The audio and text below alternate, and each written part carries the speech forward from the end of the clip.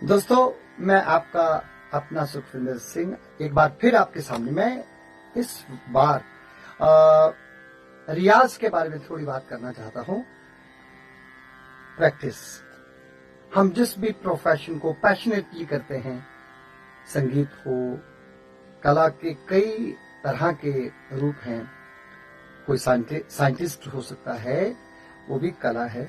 कोई डॉक्टर्स हो सकते हैं, कोई डिजाइनर हो सकता है।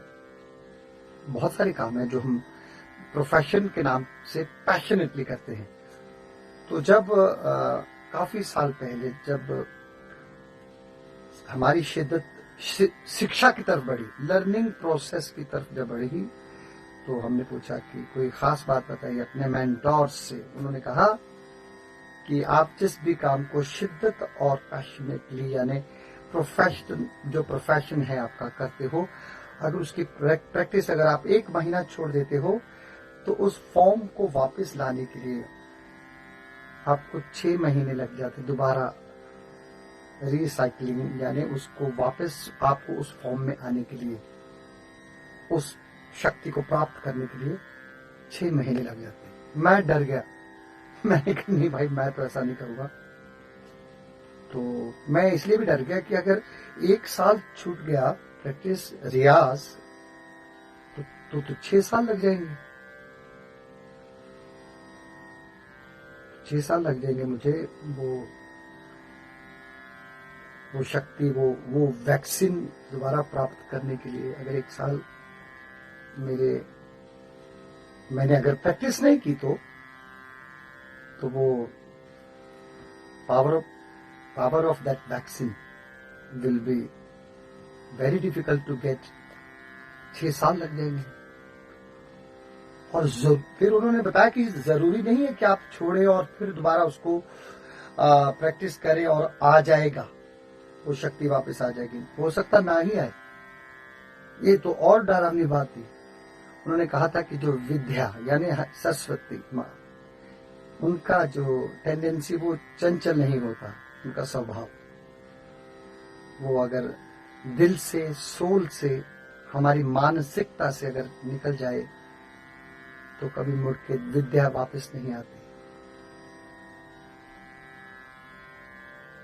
तो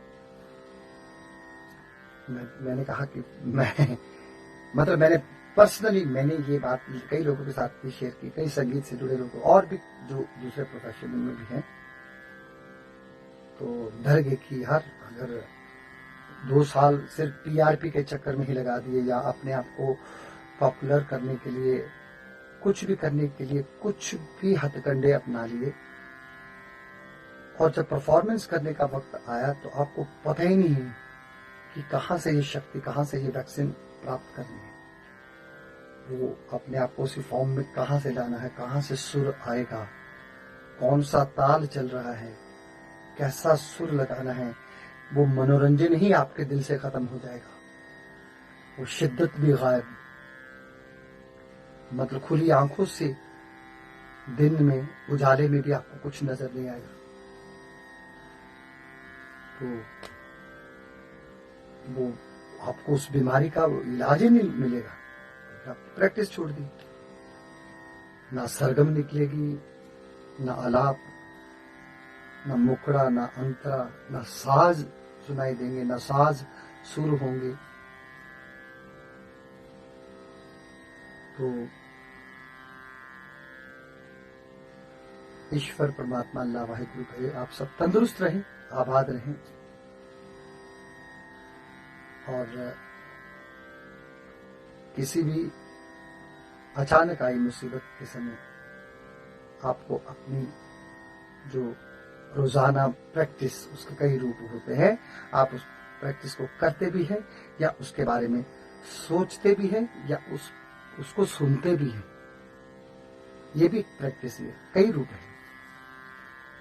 जब आप जुड़े रहेंगे तो कभी भी आप पे कभी आफत आएगी, कभी गला खराब हो जाता है, कभी अचानक आपका मन नहीं होता है गाने का, तो कभी आपको पेट में दर्द है और आपका नाम अनाउंस हो चुका है स्टेज पे, तो तब आपको उसकी वैक्सीन मिल जाएगी, उसकी वो मतलब वो शक्ति मिल जाएगी। अगर आप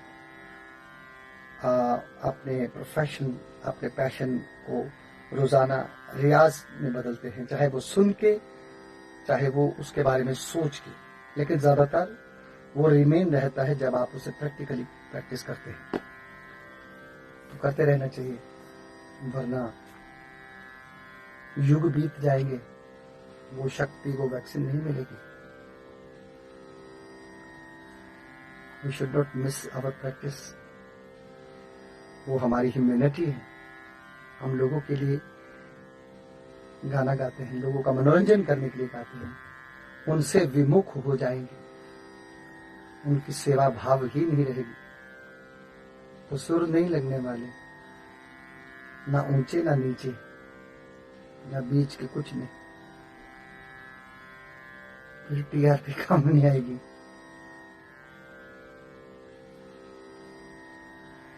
वाहेगुरु आपको हमेशा तंदुरुस्त रखे, आबाद रहें। मौला हमेशा अच्छी सेहत से नवाजे। बजरंग बली जी आपके सहाय रहें। चढ़ती कला चढ़ो। फतेह। सत श्री अकाल।